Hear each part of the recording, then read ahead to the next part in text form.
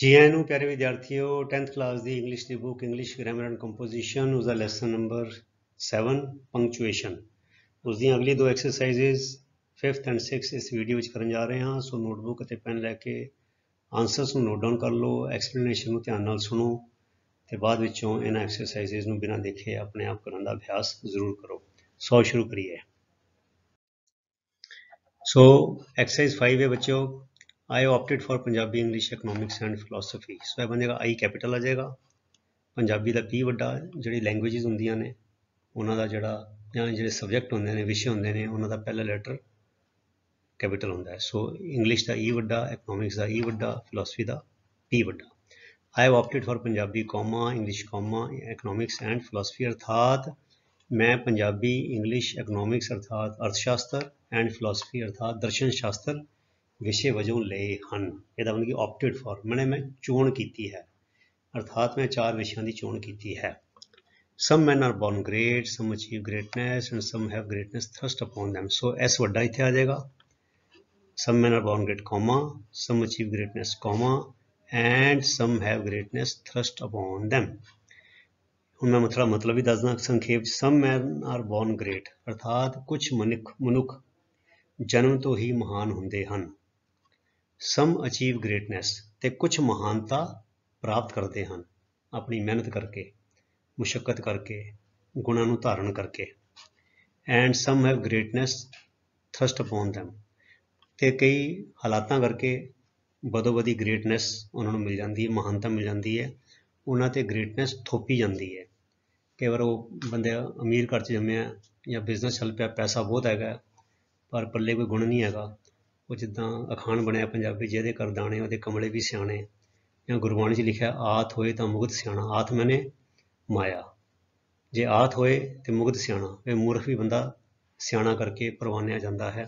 सो कुछ बंदियां नूं इदां महानता जबरदस्ती मिल जाती है, कोई मिनिस्टर बन जाता है, कोई MP बन जाता है, कोई PM बन जाता है, या कोई होर वड्डे फैक्ट्रियां का मालक बन जाता है। तो वो जबर उन्होंने जोड़े आले दुआले बंदे उन्होंने घेरे होंदा, वो उन्होंने महान बना देंगे ने, पर महानता वाला गुण नहीं होंदा। सो एक बड़ा मशहूर एक कोटेशन हैगी अंग्रेजी की, ठीक है। फिर William the Conqueror is remembered for his courage and fortitude. So William W वड्डा, क्योंकि ये बंदे का नाम है तो नाले सेंटेंस शुरू हो रहा है। सो W वड्डा comma the Conqueror comma is remembered for his courage and fortitude. Courage होंदा बहादुरी, फोर्टिट्यूड होंदा सिरड़ अर्थात स्ट्रेंथ ऑफ माइंड, अर्थात जो मन करके बड़ा मजबूत है, वो मजबूती का जो गुण है उन्होंने फोर्टिट्यूड कहा जाता है। So William the Conqueror is remembered for his courage and fortitude. Conquer होंदा है जितना, कॉन्क्योरर जेतू, अर्थात जेतू विलियम अपने बहादुरी और सिरड़ करके जानिया जाता है। Anand and not you is to blame. So Anand comma and not you is to blame. इन्हों इदा देखो, आनंद इज टू ब्लेम अर्थात आनंद का कसूर है, आनंद दोषी है। एंड नॉट यू तू नहीं, अते तू नहीं। हुण इहदा मतलब इत्थे कि आनंद इज टू ब्लेम, इत्थे दा कंटीन्यूस बनदा बड़े आराम नाल, आनंद इज टू ब्लेम। इहदे विच एंड नॉट यू इंसर्ट करते पे ते इत्थे कॉमा आएगा ते इत्थे कॉमा आएगा, ठीक है।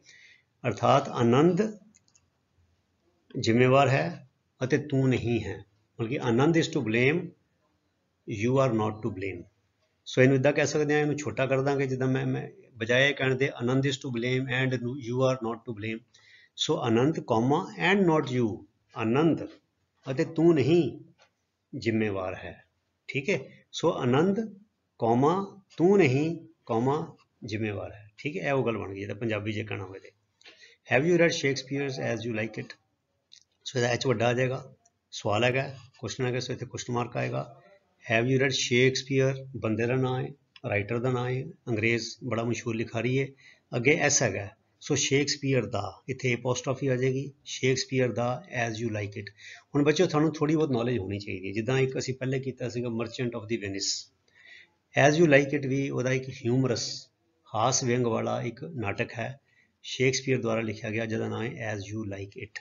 सो बंदा पूछ रहा है कि have you read Shakespeare's as you like it, कि तू शेक्सपीयर दा एज यू लाइक इट पढ़िया है, अर्थात शेक्सपीयर दा यह वाला नाटक जिसका नाम एज यू लाइक इट पढ़िया है। सो क्वेश्चन मार्क आ जाएगा। So as you like it क्योंकि टाइटल है, सो इतने असीं इहनूं पा दिता, कॉमा पा दिता, सिंगल कॉमा। यार कि एज यू लाइक इट एक पूरी चीज़ की गल हो रही है कि शेक्सपीयर द्वारा लिखा होया एज यू लाइक इट कि तू पढ़िया होया, ठीक है।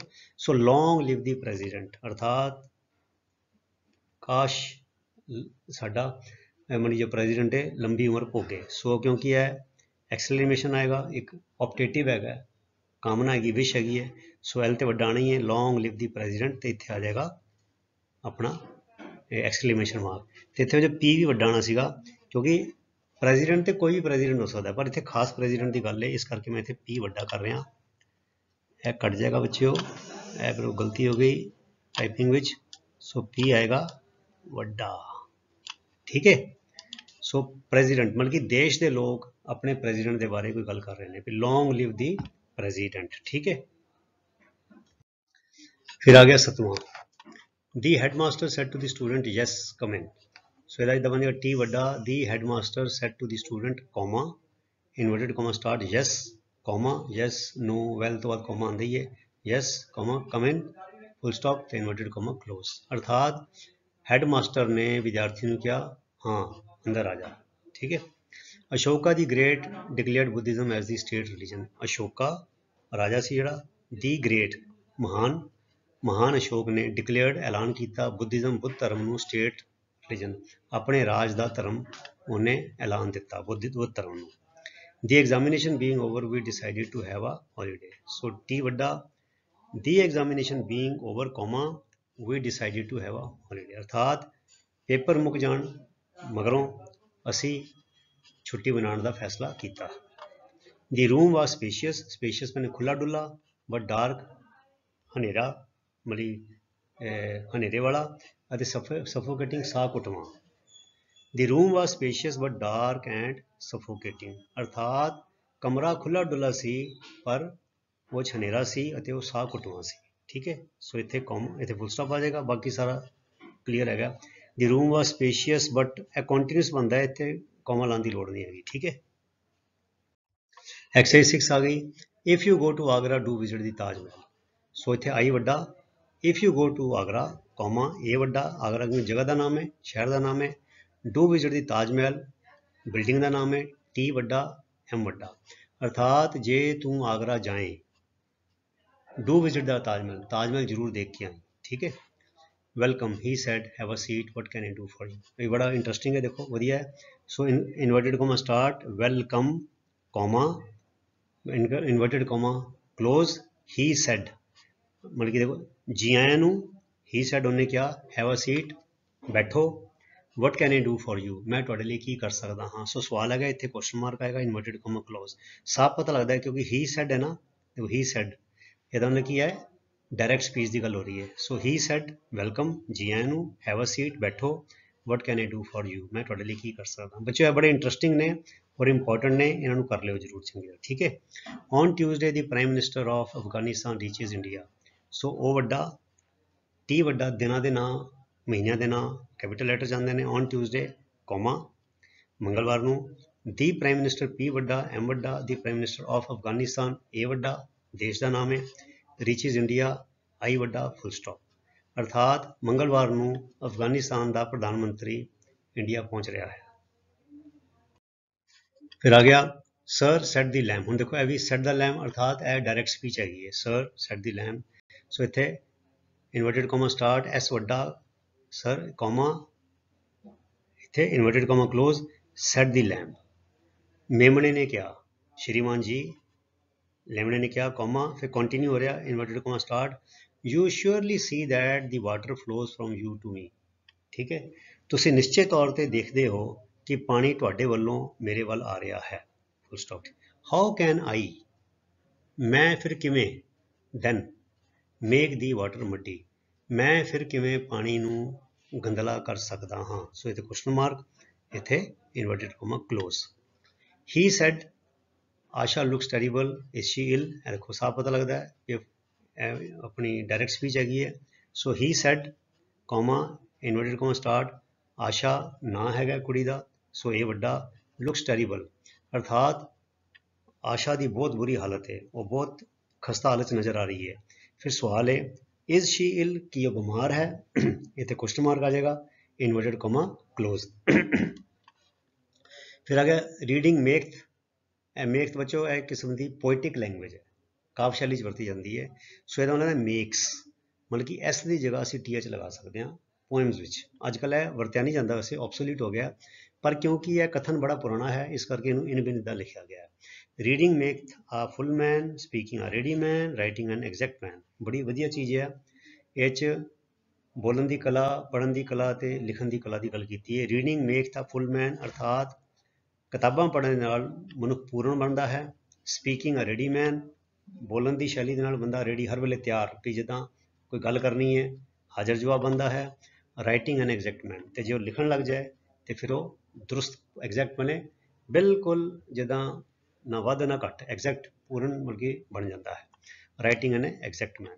सो बच्चों एजुकेशन की गल है, चलो वधिया गल है, प्रेरणादायक गल्लां लिखियां, नाल साडी प्रैक्टिस हो रही पंक्चुएशन की, ते नाल सानू कुछ सिक्ख्यादायक गल्लां सीखण नूं मिल रही हैं।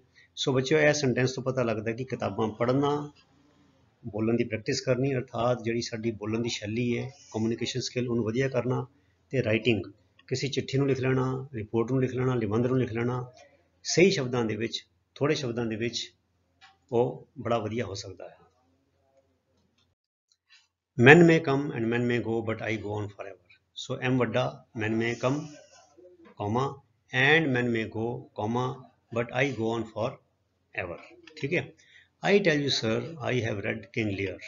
ਹੁਣ ਬੱਚੋ ਦੇਖੋ ਇਹ ਵੀ ਕਿੰਗ ਲੀਅਰ ਵੀ ਕੀ ਹੈਗਾ। ਕਿੰਗ ਲੀਅਰ ਵੀ ਸ਼ੇਕਸਪੀਅਰ ਦਾ ਲਿਖਿਆ ਹੋਇਆ ਇੱਕ ਟ੍ਰੈਜਡੀ ਹੈਗੀ ਹੈ। ਇਹ ਇੱਕ ਮਤਲਬ ਕਿ ਜੋ ਉਹਦਾ ਪਾਤਰ ਹੈਗਾ ਉਹਦੀ ਟ੍ਰੈਜਡੀ ਦਾ, ਕਿੰਗ ਲੀਅਰ, ਜਿਹਨੂੰ ਉਹਦੀ ਕੁੜੀਆਂ ਨੇ ਧੋਖਾ ਦਿੱਤਾ ਤੇ ਉਹਨਾਂ ਦੁਰਵਿਵਹਾਰ ਕੀਤਾ। ठीक है। सो कहानी उनकी हैगी है, वो लिखी है, तो इधर साफ पता लग रहा है बंदा कह रहा है, इतने ही सैड वगैरह शी सैड कुछ नहीं हैगा, पर पता लग रहा है कि बंदा कोई बोलो मुँह बोल रहा है, इदा स्टेटमेंट है। So inverted comma start, I tell you comma sir full stop. Sir मैं तुहानू दसदा हाँ, मैं कह रहा हाँ, I have read King Lear, मैं किंग लीयर नूं पढ़िया होया है, अर्थात जो किंग लीयर ट्रैजडी शेक्सपीयर की लिखी हुई है मैं उन्होंने पढ़िया होया है। My uncle DR CL Sharma lives in Shimla. हुण बच्चा बड़ा सौखा है, M वड्डा आ जाएगा, ठीक है जी, M वड्डा आ गया। माई अंकल, अंकल केड़ा है, डॉक्टर CL शर्मा, कॉमा, मेरे uncle doctor CL Sharma, CL तो कुछ भी हो सकता है, चंद्र लाल, चमन लाल, चुन्नी लाल, है ना, Sharma. My uncle doctor CL Sharma, comma, close, lives in Shimla, S वड्डा आ जाएगा, वो शिमला विखे रहिंदे हन। फिर आ गया how stupid I have been said Vandana. हम देखो सैड वंदना है, इन्होंने की है, पक्की गल है की है, अपनी डायरैक्ट स्पीच हैगी है। ते हाउ हैगा, इन्होंने इत्थे एक्सक्लेमेशन हैगा, मैं किन्नी मूर्ख बनी रही हाँ, वंदना ने कहा, how stupid I have been, मैं किन्नी मूर्ख सी, मैं किन्नी मूर्ख बनी रही हाँ, वंदना ने कहा। So inverted comma start, how stupid I have been, इत्थे विस्मक चिन्ह, exclamation mark, inverted comma clause, इत्थे कॉमा नहीं आएगा बच्चों, ध्यान रखना क्योंकि इत्थे आ गया, ठीक है, सैड वंदना फुल स्टॉप। सो ऐसी प्यारे विद्यार्थियों तुहाडी एक्सरसाइज 5 and 6, तो तुसी इसी तरह नेम नाल अनुशासन नाल अपनी पढ़ाई करी चलो, ते अगले वीडियो तक लई गुड बाय। तुहाडा सारिआं दा बहुत बहुत धन्नवाद, रब रखा, थैंक यू वेरी मच।